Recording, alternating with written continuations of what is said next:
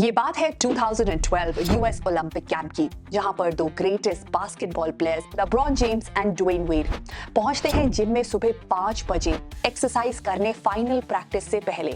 वहां पहुंचकर वो लोग हैरान हो जाते हैं ये देखकर कि सुबह 5 बजे एक ऐसा एथलीट है जो अपनी एक्सरसाइज खत्म कर चुका है, इतनी इंटेंस कि उसकी पूरी बॉडी से स्वेट ड्रिप हो रहा है।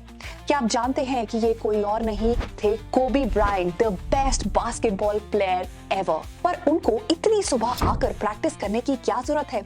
He is one of the best basketball player ever. जब उनके एक टीम प्लेयर ने उनसे ये पूछा तो उन्होंने एक ऐसी चीज बताई जिसने मेरी थिंकिंग को कंप्लीटली चेंज करके रख दिया। ही सेड कि टैलेंट एक बोनस की तरह है जो सिर्फ प्रैक्टिस करने पर ही मिलता है। जिस दिन मैंने प्रैक्टिस करना बंद कर दिया, ये बोनस मैं कभी भी अचीव नहीं कर पाऊंगा।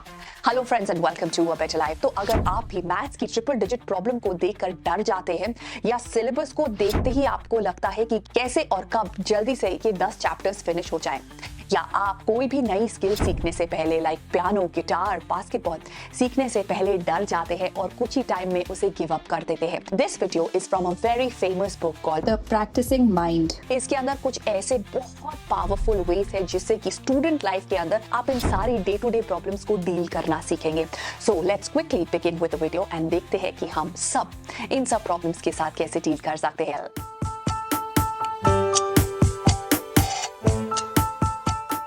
So the first rule is process is number 1। तो सक्सेसफुल लोग जाने अनजाने में प्रोसेस के ऊपर ही फोकस करते हैं। सो सबसे इम्पोर्टेंट चीज उनके लिए क्वालिटी नहीं होती बट प्रोसेस और माइंडसेट होता है। सोचिए क्या रॉजर फेडरर ने अपनी टेनिस की जर्नी को ये सोच के स्टार्ट किया होगा कि एक दिन मैं वर्ल्ड क्लास प्लेयर बनूंगा?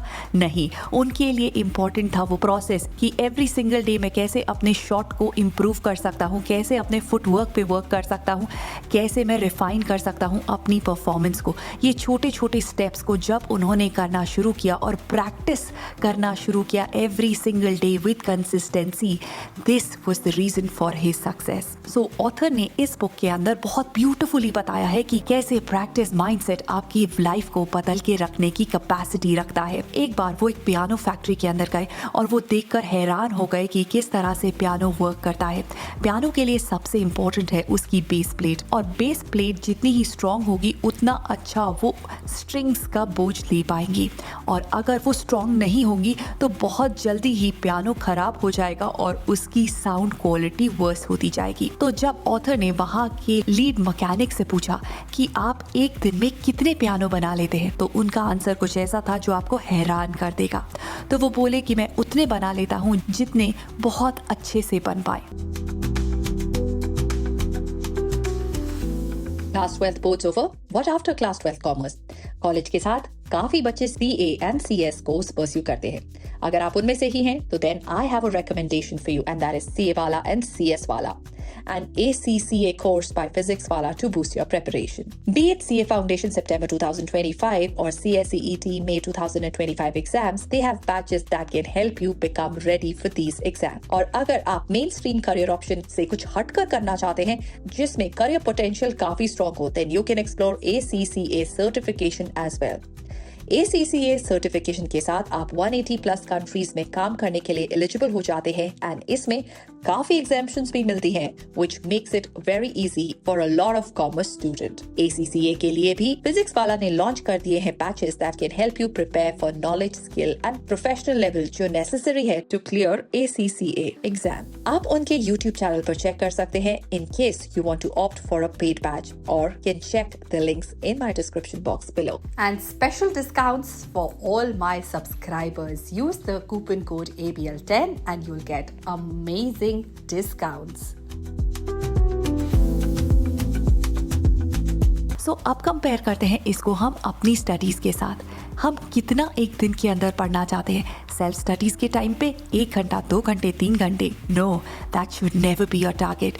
योर टारगेट शुड बी एक दिन में उतना पढ़ूं जितना मैं अच्छे से समझ पाऊं, माय माइंड कैन ग्रैस्प। सो सबसे बड़ी गलती जो हम करते हैं जब हमारे पास कोई भी डिफिकल्ट टास्क आता है, और वो है चीज़ों को हड़बड़ी में स्टार्ट करना और जल्दी से उन्हें ख़त्म करने की कोशिश करना। और ये बात उन्होंने समझी इसी लीड मैकेनिक से। उन्होंने बताया कि जब भी फैक्ट्री के अंदर बहुत ज़्यादा काम आता आता है तो हम इंटेंशनली काम को धीरे धीरे शुरू करते हैं। जैसे ही हम धीरे धीरे एक काम को शुरू करते हैं, आप मानेंगे नहीं, थोड़े ही टाइम में हम अपने टाइम से 40% जल्दी काम को खत्म कर लेते हैं। आपको लग रहा होगा ये तो बहुत हैरानी की बात है। इसके पीछे का प्रिंसिपल सिंपल है। जब हम जल्दी में कोई भी काम को करने की कोशिश करते हैं तो हमारे माइंड में सिर्फ एक चीज होती है और वो होता है कि कितने जल्दी हम एंड पे पहुंचेंगे। उस टाइम पे जो सबसे बड़ी चीज कॉम्प्रोमाइज हो जाती है वो होती है क्वालिटी एंड द प्रोसेस, जिसके अंदर हम इंजॉय कर सकते हैं। किसी भी काम को स्टार्ट करते ही हमारे माइंड के अंदर 3 सबसे बड़ी प्रॉब्लम्स आती हैं जो हमें उस काम से डाइवर्ट कर देती हैं हमारे माइंड को। पहला कि फ्यूचर में क्या होगा, दूसरा पास्ट में कैसा हुआ था कि ऐसा हुआ था तो ये भी खराब होगा, and third is your comparison. अगर हम इन 3 चीज़ों को साइड पे रखेंगे, ब्रेन डंप का यूज़ करेंगे, पोमोडोरो टेक्निक को यूज़ करेंगे और स्पेसिफिक टेक्निक्स यूज़ करेंगे जिससे कि आप अपने वर्क को इफेक्टिवली कंप्लीट कर पाए, आप डिस्ट्रैक्शन की प्रॉब्लम से डेफिनेटली बाहर आ सकते हैं। ऑथर ने अपने एक फ्रेंड से एक बहुत इंपॉर्टेंट क्वेश्चन पूछा कि ये जो आप फूल देख रहे हो, इस पूरे प्लांट के अंदर सबसे इंपॉर्टेंट पार्ट क्या है? क्या ये फूल सबसे इंपॉर्टेंट है? क्या ये रूट सबसे इंपॉर्टेंट है? क्या ये स्टेम सबसे इंपॉर्टेंट है या वो लीफ सबसे इंपॉर्टेंट है? तो उन्होंने बोला हर वो चीज़ जो इस प्लांट के अंदर है वो सबसे ज़्यादा इंपॉर्टेंट है। मतलब हमारे अंदर ऑलरेडी वो टैलेंट है, हमारे अंदर ऑलरेडी वो कैपेबिलिटीज़ हैं, हम सब परफेक्ट हैं। ऐसा नहीं है कि हमसे ज़्यादा किसी के अंदर टैलेंट है तो वो हमसे ज़्यादा बेटर परफॉर्म कर सकता है।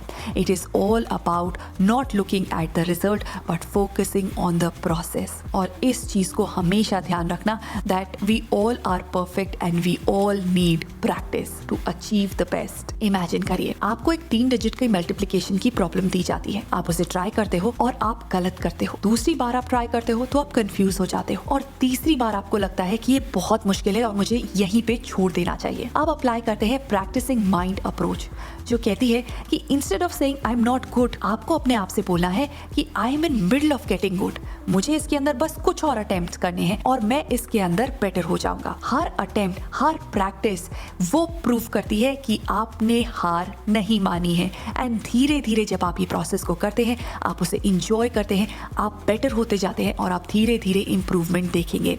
कोई भी ऐसी स्किल नहीं है, कोई भी ऐसा काम नहीं है जो आप फर्स्ट गो में सीख पाए। हर चीज के अंदर, हर स्किल के अंदर परफेक्ट होने में, रिफाइनमेंट होने के अंदर टाइम लगता है। उसेन बोल्ट ने 100 मीटर रेस के लिए 10 साल लगा दिए। 10 साल वो रिफाइन करते रहे अपने उस टैलेंट को। Not only this, Thomas Edison ने भी 1000 गलत अटेम्प्ट किए उस एक ठीक अटेम्प्ट करने से पहले। So it's all about the journey. क्या कभी आपने एग्जाम के लिए प्रिपेयर करना शुरू किया हो और आपको ऐसा लगा हो ये कितना टाइम ले रहा है, ये कितना बोरिंग है, ये फिनिश कब होगा? जब हम रिजल्ट पे ऑब्सेस करना बंद कर देते हैं, हम चीजों को इंजॉय करना स्टार्ट कर देते हैं। अब इसको हम थोड़ा सा चेंज इन माइंडसेट लेते हैं। आपके पास एक सिलेबस है जो बहुत मुश्किल है और आपको नहीं पता कि उसको कैसे हैंडल करना है, तो ट्राई आउट दिस अप्रोच। आपने पहला चैप्टर पिक करा, अब इस पहले चैप्टर के अंदर आपको अपने आप को चैलेंज देना है कि मुझे इसको कंप्लीट करना है, अपने माइंड को अंडरस्टैंड कराना है, हर एक छोटी डिटेल पे ध्यान देना है एंड ऑल्सो प्रेजेंट रहना है विदाउट गेटिंग डिस्ट्रैक्टेड। इस फर्स्ट चैप्टर को मुझे ख़त्म करना है। वो 30 मिनट्स जो आपने इस चैप्टर को दिए, कॉन्सेंट्रेटेड माइंड से अपने आप को क्वेश्चन पूछे,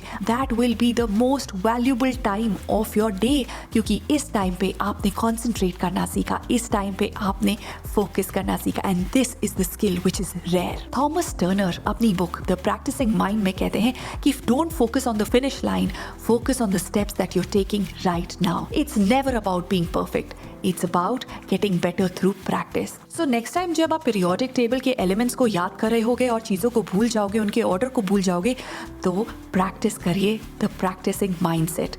Instead of panicking and giving up, pause, take a deep breath और recall करिए every time जब मैं try कर रही हूँ, मेरा mind learn कर रहा है। जब आप अपने फोकस को शिफ्ट कर देते हैं from why can't I remember this to let's enjoy the process of remembering, आप अपनी एंजाइटी को कम करते हैं एंड हेंस रिटेंशन बेटर होता है। हमेशा याद रहे, हर वो टॉपर, हर वो एक्सपर्ट, हर वो प्लेयर, हर वो जीनियस जिसको आप एडमायर करते हैं ने हमेशा स्टार्ट किया था स्लो, मेसी, chaotic और धीरे धीरे विद प्रैक्टिस वो आगे निकलता गया। They just kept showing up and that's what make them unstoppable.